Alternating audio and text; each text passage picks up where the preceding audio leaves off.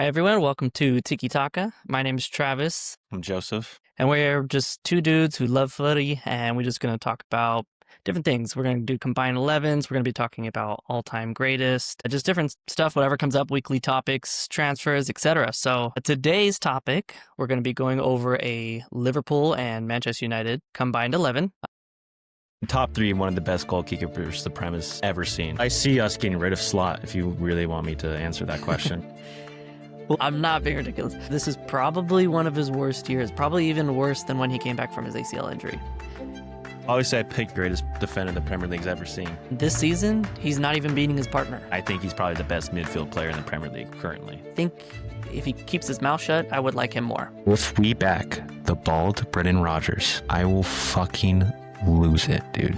He can't keep playing you because of what you did 2, 3, 4, 5 years ago. I don't think Yamal is anywhere half the player that Florian Wirtz can be. Just to provide a little bit of context, what we're going to be going through this is going to be more so about form this season, not all time. It's not going to be about, everybody in their prime, none of that. Just this form this season, the 25-26 season. These teams are going to be bad. They're going to be really bad. Yeah. At this moment at the time of recording, both teams are struggling. So hopefully it turns around, but looking dim. Bleak. Bleak is the word I'd say. Yeah. So without further ado, a little bit more context that we're going to go into. We're going to consider long-term injuries. Anything that puts them out, like ACL injuries, we won't consider them. But little knocks here and there, we're going to include them. So we'll start with goalkeeper.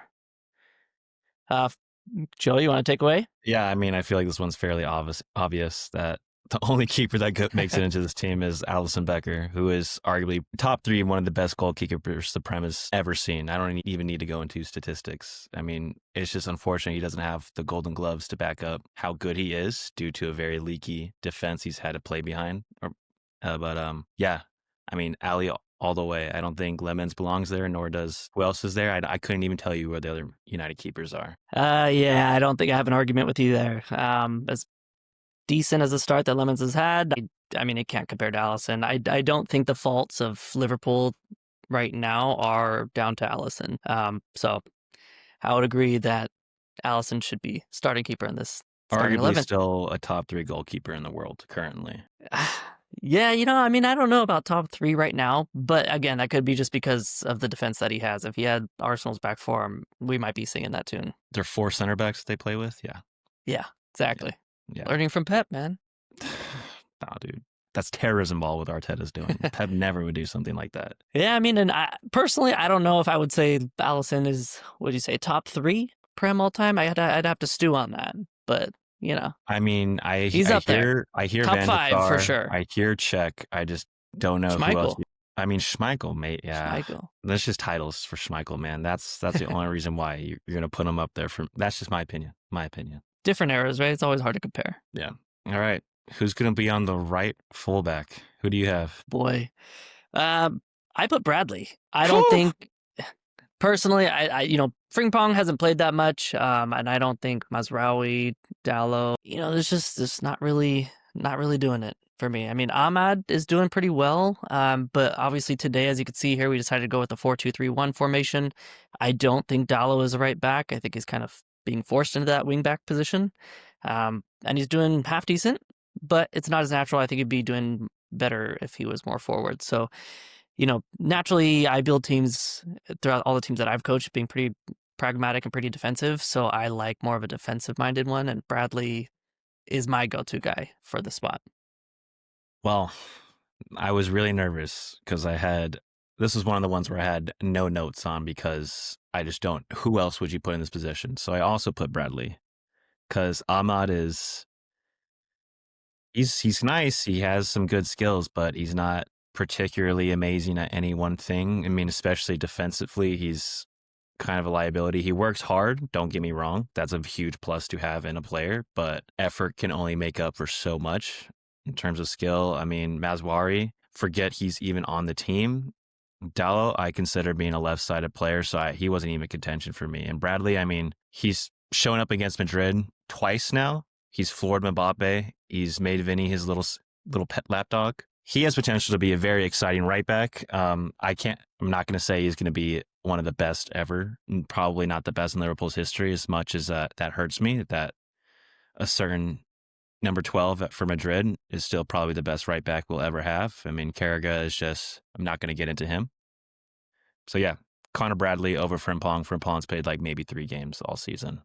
Yeah, what do you think's the deal with that? Is that He's hurt, dude. He's made of glass. That's been his issue since he was at Leverkusen. He was out for maybe a third of the season. I think 2 years in a row. Last I checked, he's fragile. When he's healthy, he's great. He's awesome. But the Prem is very physical. do you see him as a right back? Or I know when he was playing at Leverkusen, they were in a different formation. He was a wing back, playing more of a winger. I just don't know if the right back is going to suit him, or is he going to be replacing Mo long term? I mean, what's the scoop on Liverpool? I mean, hypothetically, the theory was he was going to be a working Mo replacement when he went to AFCON. I didn't really see that working. We needed a right back no matter what. For whatever reason, we don't want to ever play Calvin Ramsey, even though we fought tooth and nail to sign him from. We try to beat out the likes of City, Arsenal, United, Chelsea to get Calvin Ramsey, who was supposed to be this great up and coming right back, just doesn't play at all. So I don't consider him playing up top. He has to be a right back. He's pretty solid playing right back. He's a very attack minded right back, but like you, I want to have a back four that is going to do its primary job very well, and that's where I put Bradley. Frimpong is a rotation piece for me right now. Do you see Slot changing the formation? Something like I see us getting rid of Slot, if you really want me to answer that question. We'll dive into that, I'm sure, later. That's where I'm at. Personally, I kind of feel like Frimpong would have suited Manchester United better. I think the formation that we're running is exactly what he used to play, right? So, I mean, instead of having Ahmed in that spot, Frimpong seems like he would have been perfect. I think he would have also really excelled in the City system. I think he would have really crushed it at the Chelsea system. I really, really like oh my goodness gracious. Gattuso plays on the right. I like Gattuso. He's just very, very inconsistent. And Frimpong on that side would just clean up with all the space he's allowed to run in and then, dribble, pass, do whatever he feels like. I think that'd be a great team for him to be on as well. All right. Well, with that one being done, let's head on over to the left back here. Similar story, in my opinion. I think Kirkes falls into the same bracket as Frimpong. I thought you guys would have switched your formations buying these two guys because they're more flying wingers, and it doesn't seem like that's how you guys are playing. So I'm a little confused at this point why you picked up Frimpong and Kirkes. I think both of them actually would have been suited well at United because of the formation they play. But the player I chose to go with this time is going to be Patrick Dorgu. This one was a hard one for me. I don't think anybody's excelled, whether it's Robertson, Dorgu, Kirkes. I just think everybody's been okay. I mean, nothing much to say. I mean, they're doing average going forward, decent defending, nothing outstanding, nothing great, nothing in particular from my end. Yeah, I mean, the problem with our system is that we didn't need to change the formation. We just stopped using the system we used this season, unfortunately. We bought the right players. We're just not doing anything like we did last year. But for left back, I picked actually Diogo Dalot, the guy who's been there for ever, man. Because, yeah, Kirkes he looks like he's just out there having fun, which God bless him, man. I'm happy he's out there having fun. Robbo, I have nothing to say to Robbo. He's a club legend, but he's just getting up there. I think Dalot brings everything offensively. He wants to whip across in. He wants to be in that final third to try to, get a loose ball. He works really hard at that. He's not the best defender, but he works really, really hard. And that's what I would want in a player. But Drogo has been very just solid all around. Yeah, I think he's younger. It's his natural left foot, right? I mean, I think he's definitely long term. He's going to be there. And Dalot is just playing out of position there. But like I said, nothing amazing. There's no one standout left back for me here. But I think between those two, I personally would pick Dorgu. Yeah, that's where I'm at too. It's just that's a very whoever goes there sounds good kind of position. Like, have fun there. Oh, man. This one was another hard one for me when we moved to the center backs, man. I don't think any of them have been amazing. The left side of center back is not a hard choice. We're talking this season? Yeah, it's still not a hard choice. If it's a hard choice, then you're just being ridiculous. Oh, I'm not being ridiculous. Look, I'm sure you're going to go with Van Dijk. And although Van Dijk has been a great servant throughout the year, this is probably one of his worst years, probably even worse than when he came back from his ACL injury. It's definitely one of his worst years, but he's won the most aerial duels in the Premier League. He has the most clearances, fourth most duels won. He has, I was going to say something very mean. He has someone who is very shite at his Little job unreliable. currently. He's very, very terrible at his job in Ibu. Ibu is very bad right now. I think his mind's elsewhere. I mean, I think his whole mindset is that he's going to Madrid, and Well, he kind of was took going to go to Madrid, and then well, yeah. when you don't play well, Florentino doesn't really want you, does he? Oh, 100%. He needs 100%. you to show up. You know, I think there's one thing that you and I have in common is that it's not just about stats and it's not just about the eye test. I think taking a look at both of them is going to tell a really compelling story. Because if you just looked at the stats, Conte's actually doing better than Van Dijk, which is pretty wild to say. Aesthetically, you would think Van Dijk's doing better, even though he's having a poor season compared to his own standards. Yeah, I mean, honestly, I didn't pick either of them. The one that I picked for the left center back, which surprised me, was Luke Shaw. I don't think he's doing amazing, but I mean, he does have, out of all four of those, he has the most tackles and interceptions. He's got like 40 of them just in this season alone. So, I mean, he's kind of positionally where he's supposed to be. Obviously, playing left center back and instead of the left wing back, he's not going forward and he's not doing what two other center backs with him, though. But he's outpacing all of them. I mean, as far as he's intercepting and tackling, and because he plays as that 6, and he lets Yoro and Leggett sink deeper for him, so he can. They're in the back three. They're playing back three, so he's on the left side. Yeah, but the system is they sink back, and then someone pushes up to be that pivot piece. That's Casemiro. We'll get to that later. Luke Shaw, man, wow. Well, obviously I picked Virgil van Dijk, the greatest defender the Premier League's ever seen. Oh, come on! What? We can't go down that path. We'll be here for hours. Definitely not the best. Definitely not the best ever. I hear you that this is not Virgil's best season. To his Imperious standards, this is not a good season. Correct. So base it, but don't be biased. To anyone else's standards, though, is this not still a fantastic center half? This season, he's not even beating his partner. That's bro. What that's the reason. Are Trust you me, look. I'm not a Liverpool fan. What stats are you looking at? Not a Liverpool fan by any means. But this season, I tried to pick Van Dijk, but I can't. I mean, he's got memes left and right this season. That's never happened before, right? He's having that Harry Maguire season.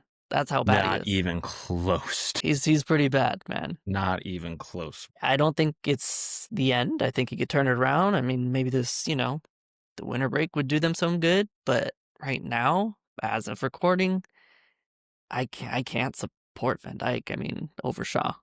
And that's wild as well, because I do think he's way better than Shaw. He's just performance, man. I don't even know how to debate you on this, dude, because this is just, I was never expecting such a ludicrous take like this. Normally, I would agree. He's got like what, 20, comparatively between the tackles and interception, I think he's totaling 24. 24. What, 14 games gone by? Who, Van Dijk? Yes. For tackles? Tackles and interceptions combined. See, it's not looking good for him, dude. It's not looking good. Granted, I don't think it's all his fault. I think Kirk, as he's struggling, I think Konate's struggling, so he's trying to like, oh, which way do I go? Which way do I help? So I don't think it's all down to him. I think there was too much change overall in Liverpool this past year, but that's all we can go off of is the form this year, and the numbers don't lie. I can't even budge on this, dude. There's no way Luke Shaw passes Virgil van Dijk. Like, yes, we're taking current form right now, but even current form Virgil van Dijk, you would take Luke Shaw over current form Virgil van Dijk. Well, we're saying if we had to pick a game tomorrow, right? If we're playing a game tomorrow, we need them to win. Van Dijk. Normally, I would say no, but Van Dijk's been bad. So, I mean, at the end of the day, I'm not gonna die on a hill for Luke Shaw. Like I said, I don't think any of them are good. So, I mean, if you're that dead set, we can land on Virgil. No, bro. I hear you on Luke Shaw is great at intercepting a ball. Yes, he played on the left side forever, so he's always looking for that kind of passes. He also has two other center halves helping him out. So where he can take those risks more often than not. Just because he's intercepting people does not mean he's making good lunges at those balls. They could be pretty shitty lunges at balls. That's why United is so far back as they are. Same with us. We're doing the same things. But I just think if someone's playing on the left, and if it's between Virgil van Dijk and Luke Shaw, to say Luke Shaw just based on current form, I can't. Yeah. I can't hear it, dude. I would be more terrified to go up against Van Dijk for sure. No questions asked. So I agree with you on that. He's taken. I mean, but this is almost every Liverpool player. Such a fall from grace this season. It's bad. It's It's wild. bad. I blame But Slot for so much, I will but that's a concede, whole. and we can have Virgil van Dijk. So moving on to the next one, I hope you don't say his partner for this one. Okay. All right. So I'm glad to hear that you're not crazy. Dude, I said Matthias de Ligt. Okay. That's who I picked too. Perfect. I mean, when they play Look at together that. Dutch for the center Netherlands, backs, they huh? are amazing as a center back pairing. One of my favorite center half pairings to see in international football. He's won, I Well, think, 60-something% of his duels. I mean, he's not a world beater, but if he has another solid center half with him, he is a great, great, great center back. I think De Ligt, obviously for this choice, is my pick here. I actually don't believe he's a center back pairing for Van Dijk on the international level. I think they're picking like Van der Ven above him. I think one other. I think he's like third or fourth in the pecking order, which is wild. But I do think the last two clubs he's been at, he's been okay, and they both, Juve and Bayern they didn't really fight for him to stay. So that does say something underlying, and I think he's starting to get a little bit more confidence back at United. But at the same time, what if it's because he's playing with two other center backs? He looks good because there's three of them back there. And when all five are back, there's five of them. Whenever he's played in the four, four in the back, it hasn't looked great. So When he was at Ajax with Ten Hag, wasn't that a four in the back yeah, system? how long ago was that? 6 years ago? I mean, when he was 19. So I think that form at 19 is better than his form now. So the one thing I look at this squad, right? And I'm looking at Van Dijk and I'm looking at De Ligt. I don't see a lot of pace. I see a lot of aggression. I see a lot of aerial duels, but maybe pace would be an issue. I'm not sure, but the options that we have right now, I think They're that so these are the bad. best two that we can go with. All right, dude. Time to get into the double pivot. All right. Double pivot. I'll go first on this one. For my double pivot, I would generally this should be a 6. I don't even know why this drawing has a 4, but it should be a 6 and an 8. My 6, personally, I think it's pretty easy. I think, surprisingly, I do think overall Liverpool players individually are better than United's, but they haven't been showing it this year. So I got to go with my boy Casemiro. I think Casemiro's been outstanding this season. What a renaissance for, Yeah, he's been struggling lately, like the he's last read the couple of years, comments and but he's decided to doing show up well. this year. He's got like 37 tackles and interceptions as well. So, he's just stopping everything. It's really hard to get by him. Yes, he's older. Yes, some people say lack of pace, maybe legs. But I do think the people that you surround him with are going to fix those issues. And obviously, when you have, stronger center backs or the 8, I think is ultimately going to be the difference maker. And I know right now Bruno's playing the 8 at United in the double pivot, but he's just not defensively minded. So I think that's part of the reason why the midfield at United struggles so much. But my pick, Casemiro. I think all day he stops everything, and he's starting to regain that form that he had at Yeah. Madrid. In that 6, I had Gravenberg. I had Gravs. That's more down to my own personal Liverpool bias, why I wanted to put Gravs in over Casemiro. But I do agree, Casemiro this season has just he's found himself again. And it's very nice to see because, a lot of my formative years of watching football, Casemiro was the best number 6 on the planet. Him and Busquets were fighting each other to say, I'm the best, year in, year out. And to have him fall off for, I think, what was the past 2 years, he's just been on the football pitch, for lack of a better term. He's just been there. This is awesome. The Gravs that I'm seeing this season is still very good. It's still a very, very solid young player, but his progression play, it just seems to be gone. And I don't know if that's down to teams setting up entirely differently when they play Liverpool, or if he was just, only good with that half turn. And that was the only thing that made him spectacular. So I will see it and put Casemiro in that 6 over Gravenberch, because everyone is bad right now, but Casemiro is a good light in that midfield for you guys. Yeah, if this was last year, I think, if it was Casemiro this year versus Gravenberch last year, I think Gravenberch would take it. Even though Casemiro was doing well, Gravenberch was just a beast. Probably Liverpool's best player last year, arguably one of them, top 2. Top but 3? I think just this year, it's not like he's horrible. He's doing all right, in and out of the team with injuries. But yeah, I think between this one, it's a pretty easy choice for me. It's pretty easy to chalk it up to that. This one, Are you This ready? one, the 8. I think we have the same one, so I'll let you kick it off. So since we're running the double pivot, I want to emphasize this is in the double pivot, and you just made the same point that I'm going to make. I would put in that 8 Bruno Fernandes. Just put him in right there. Interesting. Just slid him in right there. I told you. Really? Now hold on. In the double pivot, I'm putting him there. The person you think I would have put there is going to show up later. Man. Okay. Well, if we're gonna do that, you're talking about the 10 position, right? Yes. Let's just talk about those two at the same time, and we can figure out where to put them. All right, I think Bruno you and then Dominic Szoboszlai are those two midfielders. Okay, perfect. Szoboszlai, your best player this season. Best player of the season. Even if anybody else picks up on your team, I don't think they're going to catch him this year. He's by and far. I mean, he's played right back. His he's played engine, center his mid. work rate, his pressing, the way he just carries, he can carry the ball from midfield and just ping it to the left side of the box. Perfect on Gakpo's foot. Don't get me started on Cody Gakpo right now. He's amazing, man. I mean, even the goals he scored, the Arsenal goal, bro. I don't care if that was 10 game weeks ago.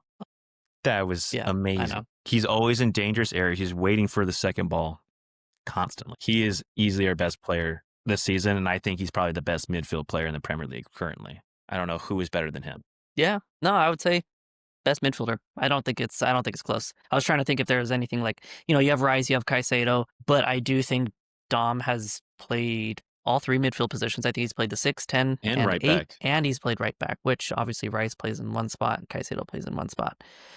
This guy's played in 4 spots and has excelled at every single role. He doesn't complain when the coach is asking him to do something and play a role he doesn't want to be in, unlike some Liverpool players. But, Dom is an engine. And okay, here's my reason why I think Dom should be the 8 is you said it yourself. He's got an engine. Bruno, does he have an engine? He can try in spurts, but he doesn't have Szoboszlai's engine. So the 8 that needs to be able to go up and back for the full 90, I don't think Bruno can do that. Bruno's a 10. He creates a lot of passes and a lot of chances, especially in the final third. At United, they have him playing like this, almost like this Andrea Pirlo role, where he's like a deep lying playmaker. If you look at the stats, Fernandes I think he's in the top 99 percentile of passes attempted. But as far as pass completion, I think he's like 22%. Yeah. So he's just flinging balls, and he loses it 8 out of 10 times. So does that make a great deep lying player? No, which is why I personally wouldn't have him as the 8. Where Szoboszlai, like I said, between his engine, between his pass completion, between his goals and his defensive attributes, that's why I would put Szoboszlai as an 8. I think he would partner Casemiro much better than Bruno Fernandes does. I can hear that. I can stand with that. With that swap. Now, believe it or not, 10 position, I had 3 different people competing for that spot. One point I had Wemo. One point I had Amad Diallo. But I think at the end of the day, I settled with Bruno. And that was a struggle because I'm not, I have a soft spot for United. Obviously, we grew up in the 90s. That's kind of all they broadcast at the time. So I like United. Do I like Bruno? I don't know. Maybe it's some of the on-field antics where it's all the complaining. No. Do you like Bruno? You should say it. I think if he keeps his mouth shut, I would like him more. I think he complains a lot. I think, again, he does a lot of passing opportunities, and a lot of people are really in love with Bruno Fernandes. But I don't think, like, if you brought in Mbeumo and Cunha, who play the same position, and you also have Mainu and Diallo, who could also play there, somebody's got to go. And I think we should have, at United should have taken the money at the time to reinvest in this squad. I'm not saying he's a bad player. He's a great player. He does a lot of great passes, but he also misses a lot. So, like I said before, if he has his goals and assist numbers, I think are probably the highest, I think, on United. I think they're like, let me think. He had 7 goals and assists. So he's the highest for United. But it's not really that surprising when he takes all the penalties. He takes a lot of the free kicks. And he's also passing like a million balls. So if you pass a lot, you're going to have higher assist numbers than some guy who passes it less but has a better percent. Yeah. So, but at the end of the day, I did put Bruno as the 10 because I have players going elsewhere. But I do think Bruno's strongest position is the 10. I don't think Wirtz has shown up this year. I mean, if it was last year's form, I would pick him easily, but I don't think any other midfielder really did it. McAllister fell off, but except Curtis Jones. Curtis Jones, I was really contemplating Curtis Jones, but I don't think he's had enough game time to fluff his stats. Well, the problem with Cujo is he's he's very technically gifted. He's one of the most technically gifted Liverpool players I think I've seen since I've been watching the club. But his Achilles heel is that he just can't seem to decide whether to pass the ball or shoot it when he's in the final third. Yeah, And then I'd he agree. just ends up dribbling into a defender, which Yeah, is end it's product. frustrating because he can get to that position no problem. He knows how to cut, where to dribble the ball to, where to knock it onto. He can do all of it. It's just the part that matters. He just can't figure it out, and I don't know what that is. I mean, Steven Gerrard says he's one of his favorite players Liverpool's ever produced. So I don't think there's any higher praise for a player like that. But yeah, Yeah, what a he compliment. doesn't have the stats.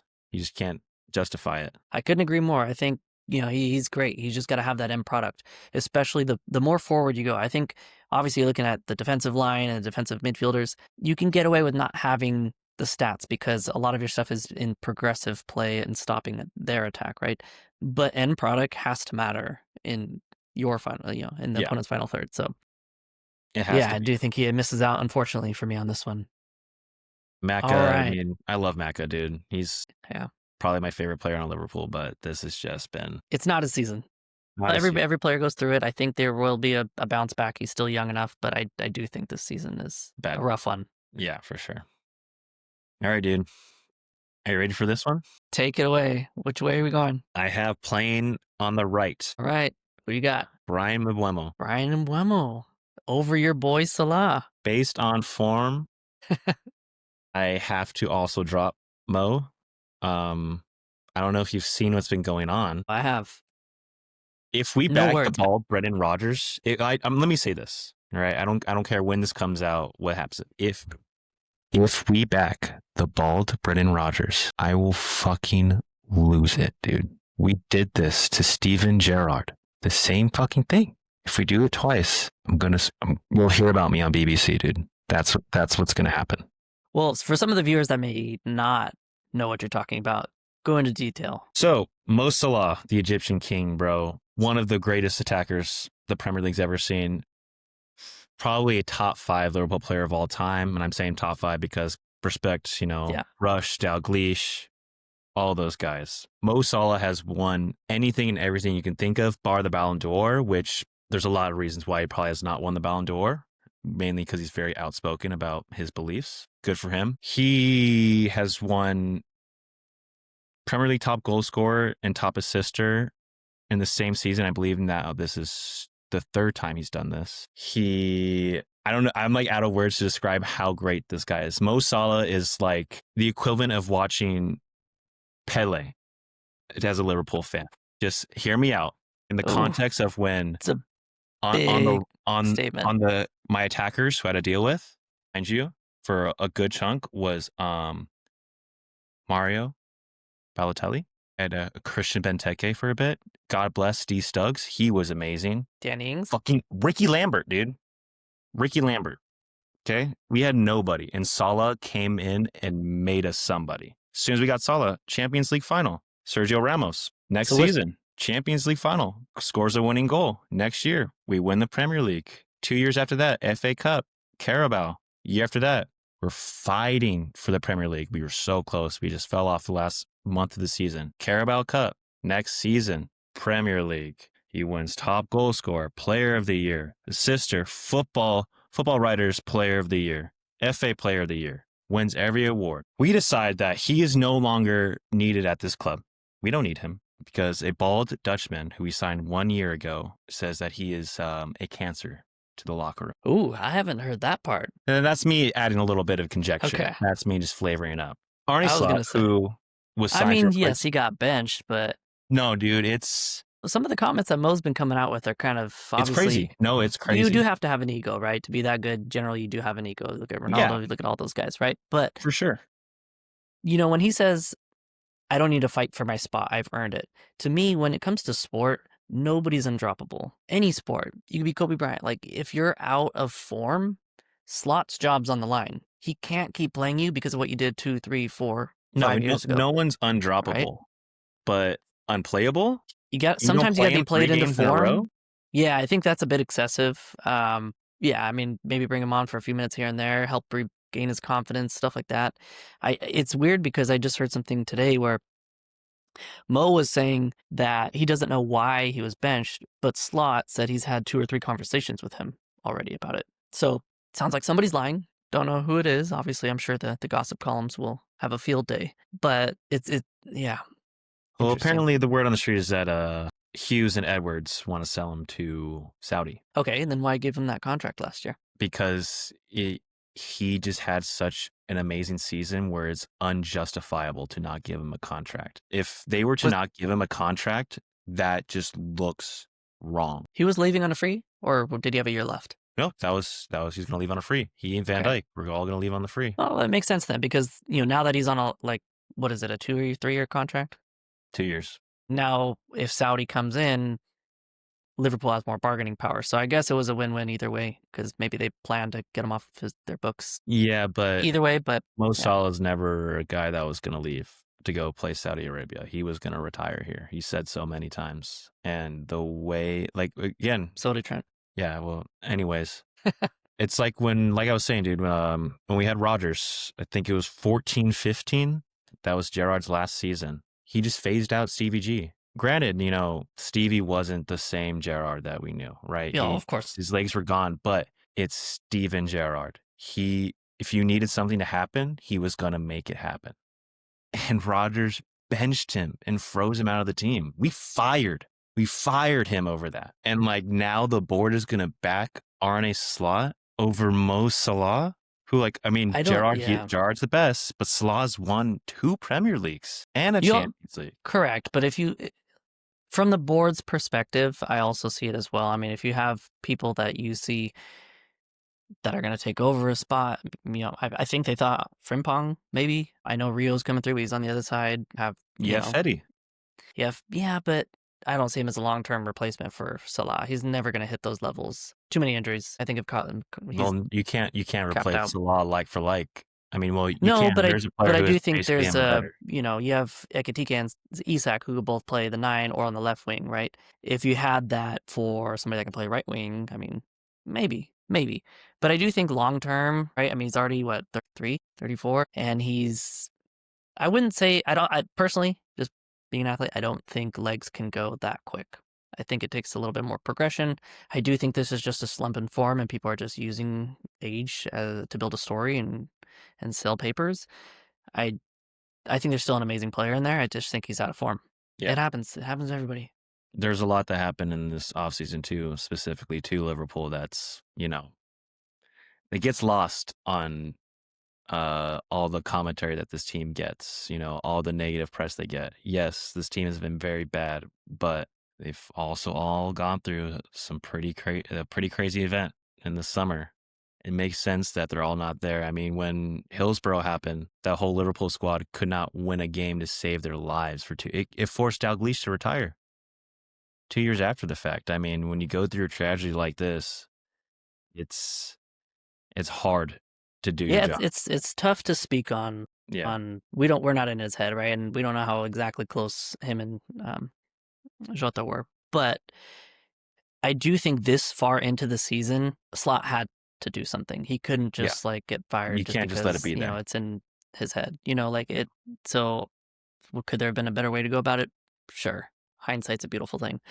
But I don't want to take away anything from Brian Mbeumo, who you chose here, because I also chose Mbeumo. I do think he's been a great signing for United. I think he's been the only good signing in the last, I don't know how many years. Yeah, I mean, I was very excited by the Cunha signing. I thought he would have been a great addition in terms of attacking force. He has been. He has been. He's been a bit injured, but I do think you look at some of that Brazilian flair and that edginess. I do think Roy Keane used to have that edginess, not willing to get in there, nasty tackle or whatever. He has that spirit, so I do think he'll come good long term, and he hasn't been bad, Cunha.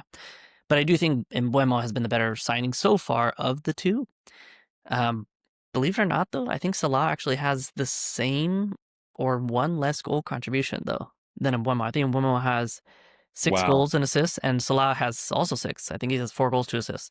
So if you think about it, yeah, Salah's having probably the worst season we've ever seen him have in a Liverpool shirt. However, that's compared to his own standards. He's still on par with Mbeumo, who we're sitting here praising, saying, oh my gosh, but that's just because United have been so bad for so long that this is amazing. right? Exactly. Yeah.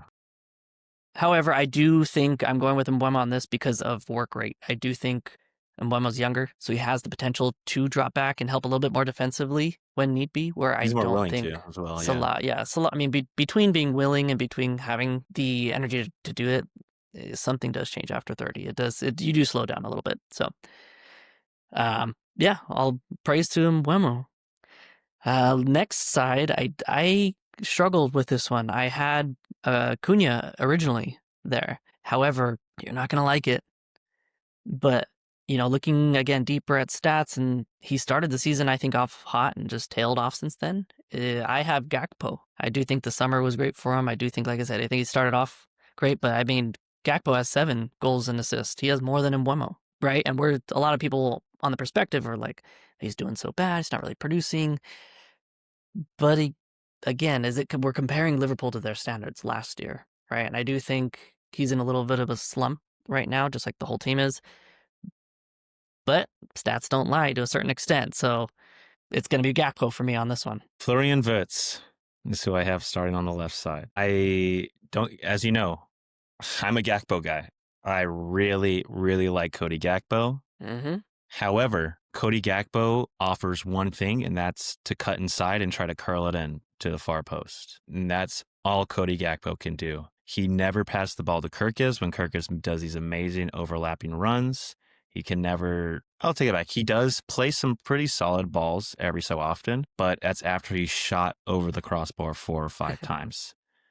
When he says, okay, I should probably lay off the ball now. I put Wirtz on the left since, I think, what was it, 2 weeks ago? Might have been last week. He started over Gakpo on the left and won man of the match against West Ham. Created the most chances out of anyone in the league, most passes completed out of anyone in the league. He was dynamite. Next week, midweek, he started off the left again. Man of the match performance. Should have had a goal. Called it an own goal. Fine. Wirtz's lack of goals and assists does not tell the story of how gifted of a player this kid is. And he's not just, oh, wow, he's amazing with the ball. Like, no, he is truly gifted with this. Yamal's good at football, dude. Yamal's really great.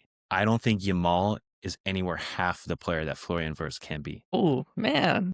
He's not. You're full of hot takes today, dude. I don't think he's anywhere near that, dude. Half. I don't know if I can go Look with at you Wirtz on in that the hot take. Bundesliga, dude. He was the top assister. He constantly scored. He dribbled circles around people for fun. He does that here and now. He's putting in amazing balls. He puts in amazing balls. But to say Lamine Yamal, who is second in Ballon d'Or and who has won the Euros, and I mean, doing it 17, Yamal deserved that 18. second in Ballon d'Or? Is that what we're going to say? What I'm saying is that, and he's younger. Like, this kid, you can't say he's half. Come on. Can't say he's half. No. Yamal he's very exciting to watch. He has a lot of flair, but that is really all Yamal has. He can rip it. He can shoot the ball. He can produce. But he has 2 or 3 dribbling moves that he does that works in La Liga. Great for him. It comes to a certain point when he gets to the big leagues in the Champions League where guys who practice that move week in, week out are going to eat him alive. And it's happened to him. When he played PSG, did he even get a look in that game? No, because a competent left back put him in his pocket the whole time. Can you say something similar though about Wirtz? Because you look at the games that he has played in the Champions League, amazing, but they're not against the English teams. And I'm not like saying EPL is God's gift to earth. I do think it's the strongest league at the moment. It's a lot more physical, a lot more demanding, and he's a little guy, especially compared to the Bundesliga. So when he comes and plays in the Prem, yes, I agree with you as far as like the goals and assist numbers aren't there. Maybe some people are missing those shots. Maybe it just gets cut off and he's learning a new league. I get it. I mean, but he's played a lot of minutes. And it does shine when he plays against European opposition, but just not in the Prem. So personally, I do think he'll come good one day. I'm just worried about how long it's going to take. In the making, dude. He's going to win the Ballon d'Or. I think he can. No doubt. But looking at this front line, right, I do think both of our teams kind of struggle with goals. Well, actually, could be both. Some games we score a lot, and some games we don't score. think this team. I think the word you're looking for, or the sense you're looking for, is that I think our teams just struggle. Period. Yeah, but we need goals. We need goal threats. That's why, I was looking at, okay, who's going to put the ball in the back of the net at the end of the day? And you look at Verts, and Verts usually playing that 10 spot. Sometimes he goes off, drifts to the left. But do you think Verts or Gakpo would do better in this system? When you look at the team that's on screen here with Fernandez, Soboslai right there, Dorgu, do you think Verts would outperform in product Gakpo? In terms I'm of not going to goal die on the hill scoring, for either of them. I would take either of no. them. In terms of goal But scoring, though, I I'm think Gakpo will bag more. But I think if I'm looking at the players that are available, and there's a player that I need to have be in this team, Florian Wirtz has to be in this team no matter what. He's too good to sit on the bench and not be in the squad. He's just far too good. It's like saying I Salah mean, last year. technically, yes. Like footwork wise, right? Technical skill, ability, I would agree with you. I guess I'm just struggling with end product because the way that, teams play these days, those wingers score almost as much as the 9, if not more in some cases, depending on if they play false 9 or not. So if we have a left winger who's not producing, it's all going to fall on our right winger, which in this case is Mbeumo. So I mean, And like just that's my only thing. You were yeah, talking about Gakpo earlier, where he has one move, and I know I'm going to get a lot of stick for this. So did Iron Robin. One move. The difference I know is major, right? Nobody could stop Iron Robin. He was going to do one move, and he scored a ton of goals. If Gakpo played in Germany, would have been the same story. We won't know. Yeah, maybe he's a one-trick pony, but he a lot of his produces. shots, Yeah, some of his shots are pretty on target, and he's just getting saved. I mean, some of the ones that he just, even against Leeds, he was hitting those bottom corner, just the the ball's keeper not saved going him, in. man. I mean, so at least they're on target, you know? Yeah, I mean they're on target, and it's not to discredit Gakpo. Like again, I mean I'm huge on Gakpo, but Wirtz he's getting screwed, man. I mean putting in amazing balls, and then you just see players like Gakpo or Isak or Salah or Szoboszlai just not complete the runs that they started on, and Wirtz is playing them on because he sees it, and they always stop, or the amount of times, dude, where I've seen him whip in just a beautiful ball to, the far post where it's begging for Gakpo to put his head on it, and Gakpo can't get there to put his head on it, has been maddening, man. Well, okay, I can agree with you. Looking at who we have on the screen, and if we put Verts there too, I don't think any of these guys can head the ball. Muemo, No, Fernandez, dude, no Verts. one's getting that So on any we'll ball, run into the dude. same problem there. Yeah. These are more, yeah, they're more striking it. They're not hitting it. But yeah, I mean, it sounds like, In terms of stats, I can see to Gakpo. I just in my heart, if I just know if I was picking a team, I need Wirtz to start for me. okay. Yeah, I'm not diehard on Gakpo. So, I will be happy to get Verts. I think he's a tremendous talent. Now, finally, for the number 9 spot. I mean, looking at my boy Sesko here, maybe Dude, I know you Cunha, deserve to. Maguire, maybe he's been putting a lot of balls in the back of the net. But for me, it's got to be Liverpool. I mean, you guys have the top 2 choices. You got Isak, you got Ekitike. I think Isak, again, the whole Liverpool squad is struggling. I do think the price tag is weighing something. People say he didn't have a preseason, but dude, we're 14 games in at this point. It's time for you to I start. don't think you can use that as an excuse. These guys are fit. They have, physios, they have private chefs. You can't keep using that excuse. The guy's fit. He can run 5 miles and be fine. It's just chemistry for me at this point. He's still figuring it out. Yeah, 100%. I don't think Liverpool doesn't play the same way as Newcastle. And until Slot figures that out, my choice personally, Ekitike. I think he bursted onto the scene like there was no tomorrow. I think he was unjustly benched when Isak came in, and I get it. If you're spending, what was it, 150 mil You on have to. Isak, Yeah, you bro. have to play him. But unjust. I think that took a little bit of his momentum and his form away, where he had a little bit of dip. But I mean, look, the other day, against Leeds, he got 2 goals in, was it 7 minutes, something like that, or It was less. 2 goals in like 2 minutes, I think, something like that. The guy's reliable. He's young. If you look at like the heat maps and the charts, he plays very similarly to Isak, and he's been producing. So for me, I have to go with Ekitike on this one. Ekitike. Yeah, I went Ekitike too, dude. I mean, I totally agree. He was unfairly dropped from the squad. I get you have to start Isak, but I was in the school of that. Like, Isak gets to start when Ekitike shows that he needs to sit. Hugo well, I think it was his first 3 games, he just scored. I mean, 2 of them were preseason, but 1 was Community Shields. He's good, man. He's very exciting to watch. He's one of my favorite players to watch in the Premier League currently. I mean, all teams. Yeah. He just tries it. He just thinks he halfway thinks through a move and says, "Let me just see if I can pull it off." And he just goes for it. And I like that. He has what I think he has 6 goals and assists so far this season. Five goals, 1 assist. Yeah. He's only started like 9 times, which And that's in a struggling Liverpool. at a struggling Liverpool side, you're still having 6 goal contributions with 9 And he starts, 14 games He played. can play off the left too. Plays off the left. I mean, dude, even his passing ability. I mean, granted they're not long balls, but he's still like completing over 70% of his passes, and they're good link-up plays. You know, he's always down for a 1-2 touch pass to try to either he goes in and makes a run behind the line, or he's trying to set up for someone else to make a run in behind the line. I like watching him and Wirtz play together. That's why I was hell bent on having Wirtz on there, because their Yeah. link-up play is fun when it works. Yeah, Got just that Bundesliga connection. yeah, it's there, man. But compared to this like Xerxes, I mean, Joshua Xerxes, Come Cisco, on. Who? he's been there. Sesko's been playing football too. Yeah, and maybe one day He could be he'll be solid there. maybe, But yeah. yeah, I mean, but Ekatike is He's just dynamite, man. he's. I think I it would don't be think embarrassing to there's say a anybody single else. team in the league that would not take Ekatike bar City. Yeah, and you guys got the whole lot. I mean, I think one day when Isak comes good, because I don't think it's a matter of if. I think it's when. When he comes good, personally, because of the money, I do think he'll take that 9 spot, and I do think that you guys will shift Ekatike off to the left and Verts back in the middle. I do think that's probably stronger than if everybody's in form. I mean, can you imagine that top 4 that you would have? You would have Ekatike, Salah, Isak, and Verts. If they're all firing, Yeah. jeez. But it probably would just end up being Isak, Ekatike, Wirtz, Szoboszlai on that 4. I like Szoboszlai as the 8 man, but yeah, I mean, I really like it too. He can do but it he too. can play off the right too. He's great off the right. I mean, Szoboszlai again, dude. This guy's so good. He's so good. He is Steven Gerrard reborn. He's Hungarian Gerrard. Dude, you're gonna put. I don't know if I would put him as CVG already. Come on. Hey man, it's not me. It's not me. It's You're the all Liverpool fan. I'm all not the even a Liverpool scouters fan, are and saying it too, bro. I can't All put him the at that scouts are saying level it. yet. All the scouters are saying it, man. It's not just me.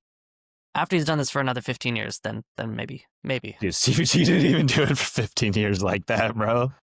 We'll find out. Now, the only thing that we don't have up on the screen here, again, this is gonna be a struggle, was the manager of this Denver? team. Yep. So we're looking at Slot versus Amorim. Obviously, this isn't Amorim's style and system. I do think that goes against him. I do think you look at some managers who can play and have a little bit more flexibility, like Glasner and Thomas Frank, can adapt a little bit more. I think when you're so stuck in your way and it's my way or the highway, it doesn't make the players feel well in the dressing room. And, we look at this, let's say you're a fan, right? And it's just doom and gloom. These guys don't fit it. We have to sell the whole squad and start over. And maybe it was just the wrong club. Maybe it is the long term will come good. I know a lot of people are comparing him to Alex Ferguson and saying, oh, he just needs, a little bit more time. And look at Fergie. He almost got sacked and then he went on 26 years. I would not put him in that bracket. I think you need to give the right person the right amount of time. I'm not sold on Amorim. And I'm all for giving managers time, but I just don't know if it was the right fit. Looking at Slot, yes, he won the league. Yes, he had a much better team than United, so I'm not going to hold that against Amorim. To me, it's not just tactics, because you have coaches as well, that offensive and defensive coaches, right, who go over tactics and stuff with the team on a daily basis. I do think man management, minus the Mo Salah situation, but management and press management go a long way. And I do think Amorim sometimes is too honest to a fault, where it causes a little bit of confusion in the players as far as this is the worst United team. I don't think Slot would ever say something like that. I think Slot keeps it very positive and happy, not as much as Klopp did, but not far from it. I think he's pretty positive for the most part. Obviously, it's easier last year when you were doing well, but I do think Slot I would pick as the manager of this team to get the most out of him. I'm going to have to reluctantly probably agree with you on that. I, as you know, wanted Xabi.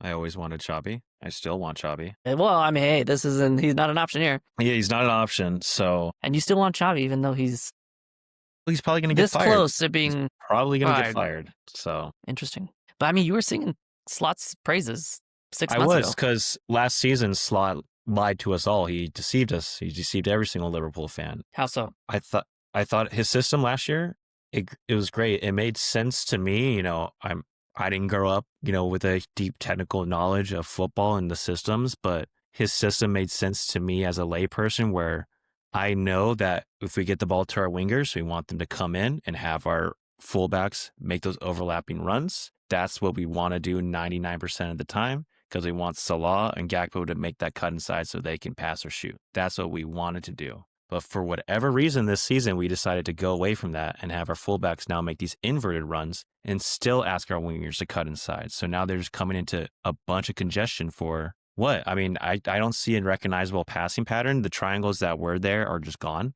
I saw a screenshot from the Leeds game. It was a picture of Szoboszlai on the halfway line, and he had, I believe it was Graves or Maka to his right. And then everyone else was pushed up beyond the pitch. No one trying to give him an angle. They were all just behind the Leeds line. That's poor coaching. Very poor coaching. I want to say yes to man management, but he keeps starting Cody Gakpo, and Cody Gakpo has been horrid for 3-4 weeks. Very, very bad. He has no problem dropping Mo, not starting him, not playing him at all, but he can't drop Cody Gakpo, which is if we know Dutch managers, and I think we do, they have this weird thing for Dutch players. Well, World Cup year, man. Yeah, for sure. So I like Amron. I like his honesty. I would prefer to have a coach say, hey, yeah, you know, we do suck. I think as a player that should make you want to be better. So your manager doesn't say that to you, doesn't blast you, because you do play for Man United, you know, one of the biggest clubs in the world, as much as that hurts me to say. You're playing for a very big club. So if the manager tells you suck right now, you got to be able to take that on the chin and be better. Yeah, and I agree. I think you should be able to. I think it's a different message, though, when you say this is the worst Manchester United team ever. For sure. No, I think for sure. that, like, he's a little emotional, and I think that just shows his immaturity as far as being a manager. I mean, he's only just off a couple of years of Yeah, he's playing, like 37 or whatever. Yeah, he's pretty young. He just retired a couple of years ago, so I get it. This will be one of his stepping stones that he learns, and he has already admitted to, like, oh, maybe I'm a little too honest. But yeah, I do think for this team, I mean, just looking at the squad, where do you think they would finish in the Prem? Looking at the squad that we have up here. Current form, probably like 8 or 9. Oh, that low. I mean, if everyone has half a brain, I see this team getting European football, no problem, competing for a trophy or two. I don't know if I'd say they compete for the Prem, because there's not a lot of attacking prowess there, but that this is a very defensively solid team that I wouldn't see many teams getting by. There's just a lot of creativity up top too, where this game could be 0-0 for 85 minutes, and then it just takes one beautiful pass, and then it's 1-0, and you literally have no idea what to do because that back line is so solid. That's interesting you say that, because I actually think that's the weakest part of this team. Really? Normally, I would say no. But yeah, I mean, looking at both United and Liverpool, both their squads are conceding a ton of goals this year, right? And none of these guys are probably going to be on the Prem team of the year, right? No. But if you look at, like, Casemiro's doing well, Szoboszlai's doing well, and you have these guys firing up top here, right? I mean, top heavy, I think they'll be okay. I think we'll score goals. I think we'll win the battle in the midfield. I'm just worried about the back line, and it's not Allison, but the back line, I think.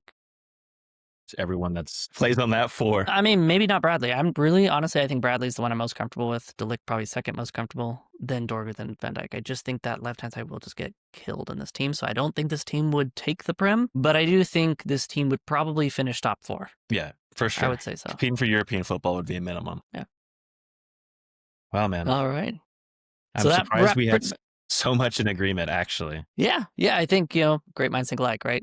And I do think some of the spots were pretty easy. I think when both teams are firing, then there'll be more debate, especially when it comes to all-time, which I'm sure we'll do in a future video. There's going to be a lot more unwillingness to budge. To budge? Yeah, dude. Yeah. You know me, I will never budge for Billy Liddell. Yeah. But yeah, that's it, everybody. That wraps up our first pod. We do have here, as you can see on the screen, Liverpool and Man U combined 11, running a 4-2-3-1 formation based on current form. So if you agree or disagree, let us know in the comments below. Like and subscribe. We know that team is bad. We know in current form this team is bad. We're aware. We were very, very aware. Give us something else besides this team sucks. Exactly. But thanks for your time, guys. We'll go ahead and see you in the next video. See you next time.